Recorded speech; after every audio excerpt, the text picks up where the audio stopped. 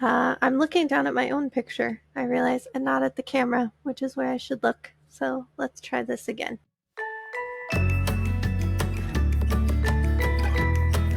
Hello there, this is Brittany with Yazerbeam Reads, and today I have a tier ranking list I'm going to be doing of everything I have read so far this year. So now that we are officially into July, it means we are more than half done with the year, and I thought it would be kind of fun to check in with what I've read so far and see where they rank against each other instead of just how they rank individually through like my Goodreads, which you can check out. I'll put it somewhere and in the little doobly-doo below. Just as a note, I did combine, I don't know if you guys can hear that, it's pretty loud. I have my window open. I'm gonna go close it. And I'm back. Do you like my headset? Do I look like a Twitch streamer? So as a note, I have combined any series that I have read into one chunk just to make it a little bit easier on myself, so I can kind of rank that series as a whole, because after it's been a while since you've read the individual books, it's kind of hard to remember individually where they rank. So I'll just kind of put my feelings about the series there. All that out there, we can go ahead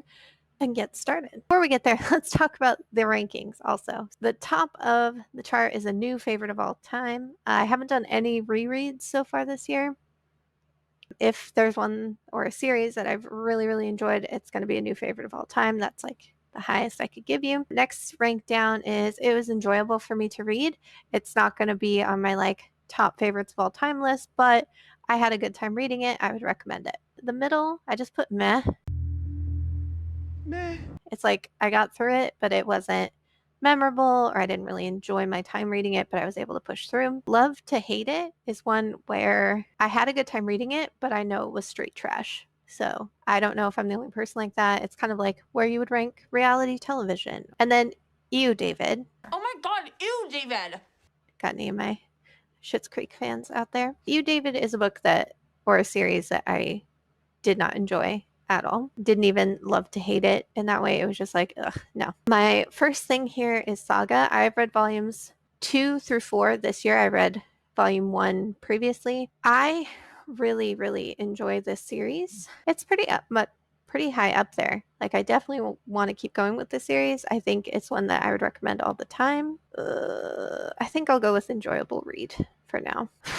Songbirds and Snakes. I oof, I did not enjoy this book. I feel like that's pretty common amongst people, but it did get me real riled up. I did lots of ranting to anybody that would listen about it. Somebody would be like, "Oh, I have the new Hunger Games book. I'm excited." And I'm like, "Don't be." So I think that one's a strong loved to hate it for sure. The Testaments by Margaret Atwood. Incredible book. It's the sequel to her classic, The Hunger Games, The Hunger Games.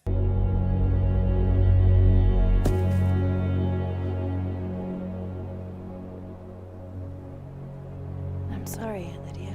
It's a sequel to the classic book The Handmaid's Tale that came out 35 years after the original, and also following the very popular Hulu series that she has also helped creatively behind the scenes. This one was a new favorite of all time for me. It was so well written.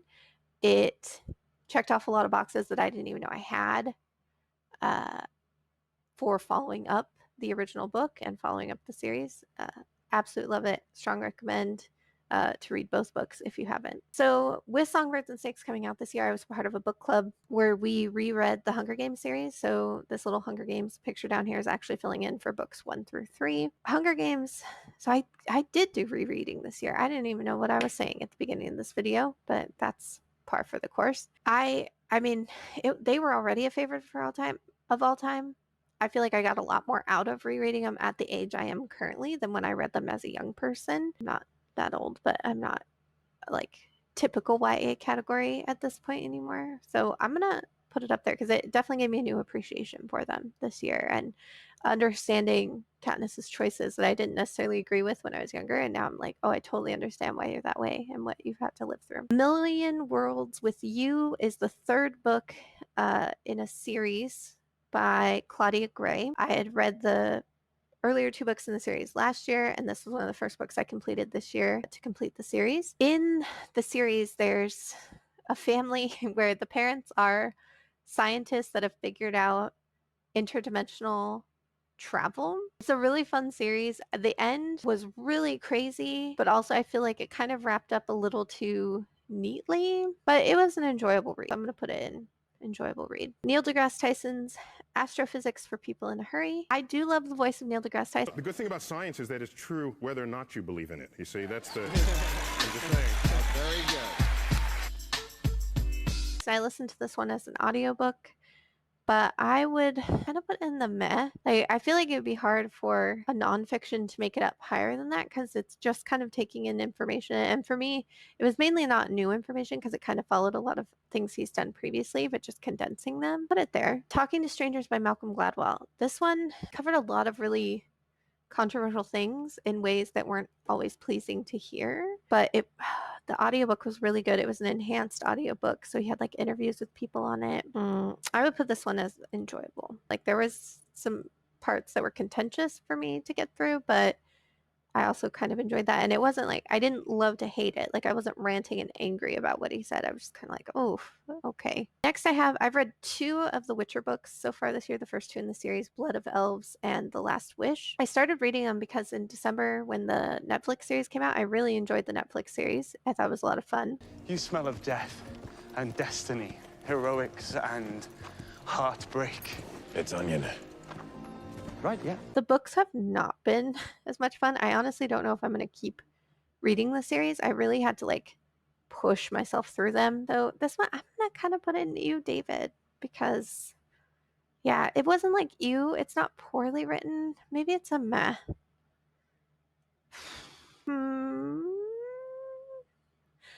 Because it's not bad. We'll just put it in meh. The Witcher series for me is a meh. Keeper of the Lost Cities. I've read books 2 through 6 so far this year. I actually have book 7 on my TBR for this month, but not sure if I'll get to it yet. Really enjoy these books. They're middle grade fantasy. They are not super deep, even though they're very thick, voluminous books, but they're fun and very enjoyable to read. So I would put these in enjoyable to read. I don't know if I would recommend them higher than I would other middle grade series that I would put in my like all-time faves section, but I do really enjoy them. Here in the middle, this is a middle grade historical fiction.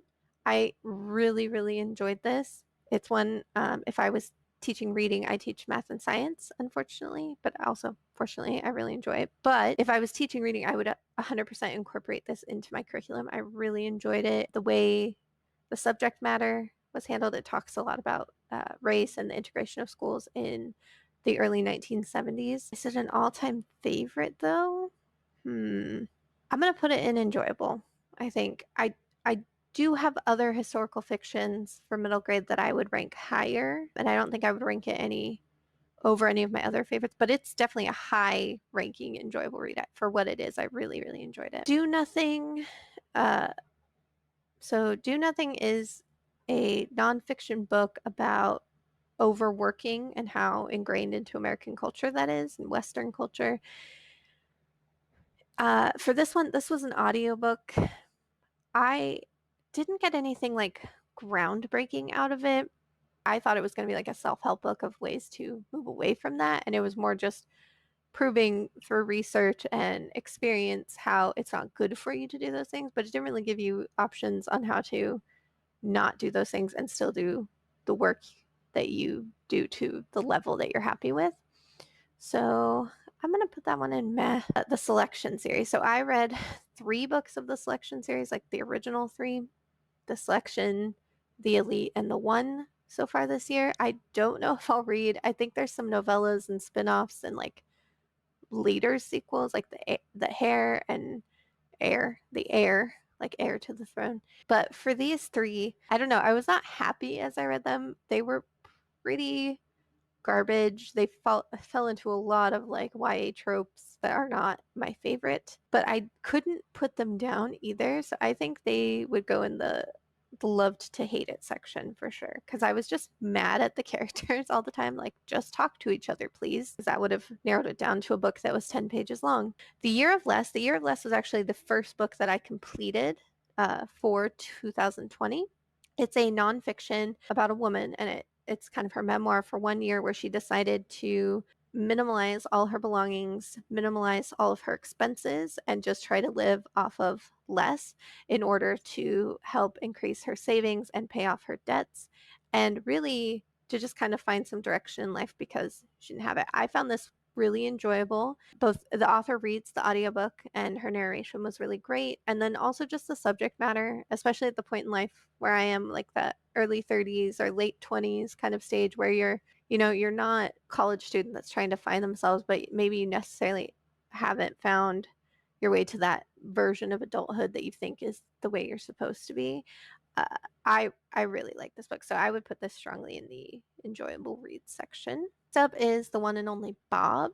This is a middle grade fantasy that is a sequel to The One and Only Ivan, which has a Disney Plus movie coming out this year, or maybe it'll just be through Disney in theater. I'm not sure. The One and Only Ivan is a book that a lot of elementary school teachers use as like a read aloud or novel study.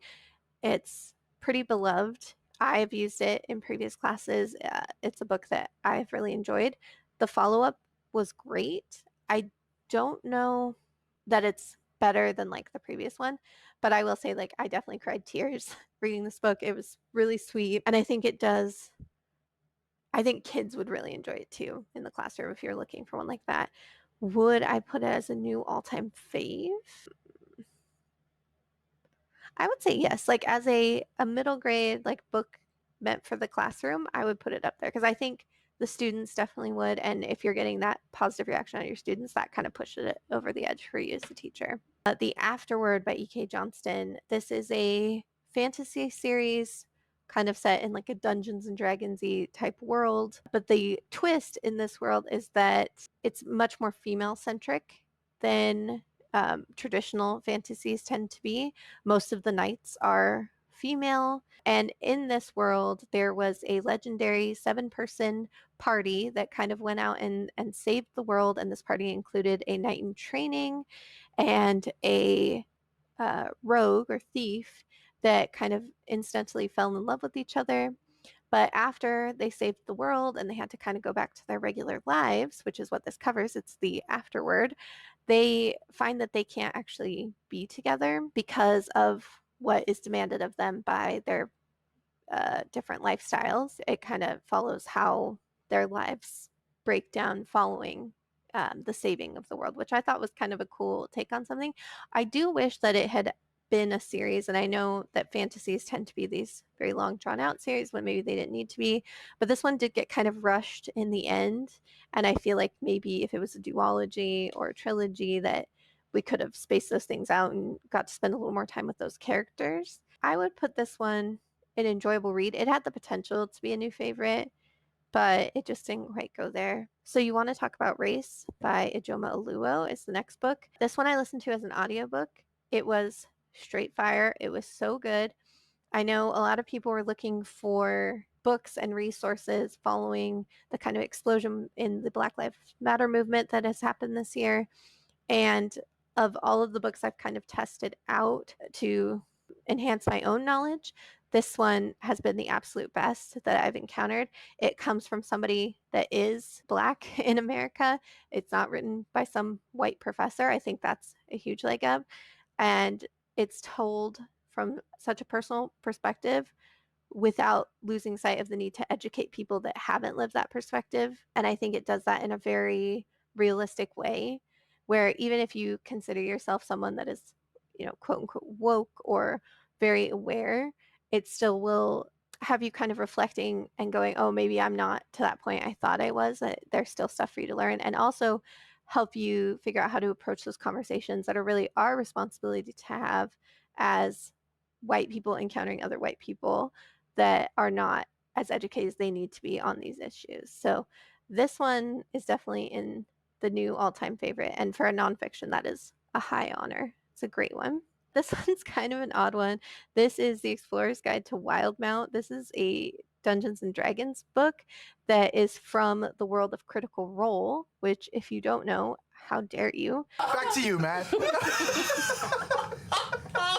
Oh no. Critical Critical Role is a Twitch live stream D&D game where all of the players and the DM are professional voice actors, and they all just happen to be friends, and they had started this game at home, and then they started streaming it, and it became huge. They actually last year had the highest earning Kickstarter. They had the highest earning Kickstarter for a film or television project to make an animated series based off these characters that they've played through in 2 different campaigns now, gross millions and millions of dollars. And so now they're actually getting 2 seasons. So far, they got picked up by Amazon, and they're great. Anyway, this is the first official Dungeons and Dragons book that they've done. They did one other book through another publisher for their first campaign.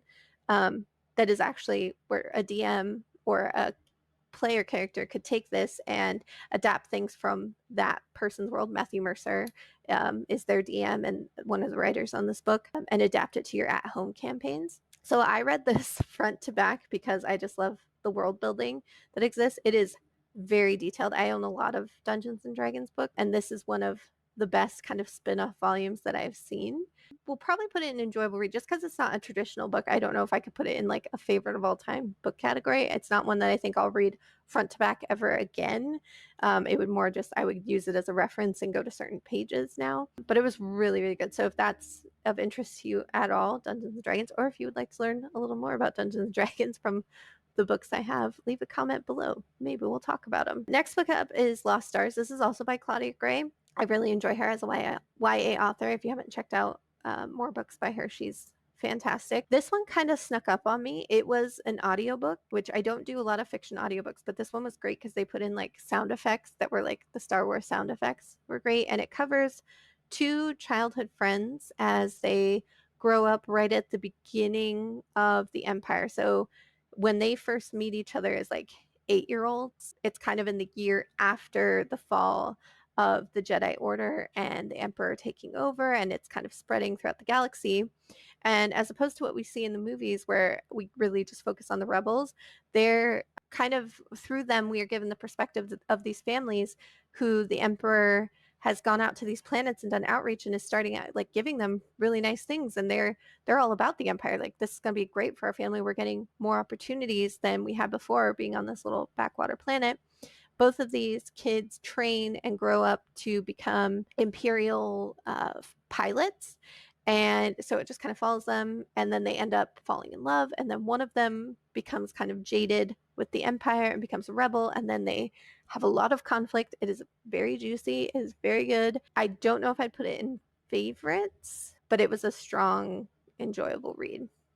And then this last one here, which is actually the last book that I've managed to complete so far this year, is Scythe by Neil Shusterman. This is the first book in a trilogy that is in this world where basically utopia has been created. Everybody has these nanobots in their bodies that heal them, and they can never die.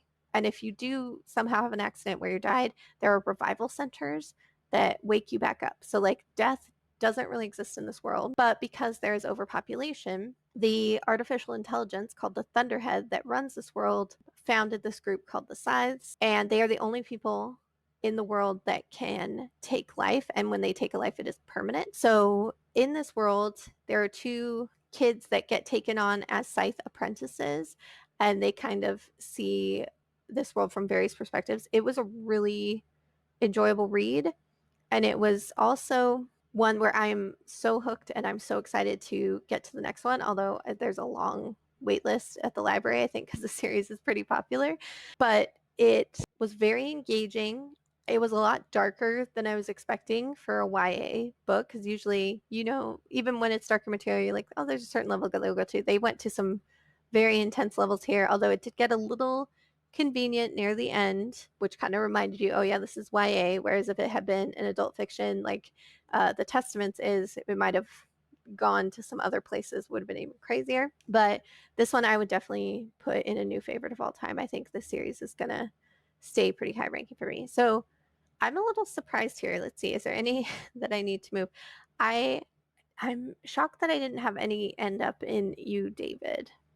But I guess that's because like I didn't put any of my DNF books in here because I didn't think that'd be fair because I didn't get all the way through them. But like if I am not enjoying any part of a book, then like I cannot finish it, and I will usually end up DNFing it. And so all of those DNF books for the year were the ones that would probably end up in EU David. Let's see, are there any of these enjoyable reads that deserve a move up? I mean, they were all pretty good. Yeah, I feel like this is an accurate list. I'm going to stick with the list. What have you read so far this year? Would you move any of these books that are on my list? Did I deeply inflame and anger you by putting one of your favorites much lower than you would have ranked it, or insult you by ranking something much higher than you would have ranked it?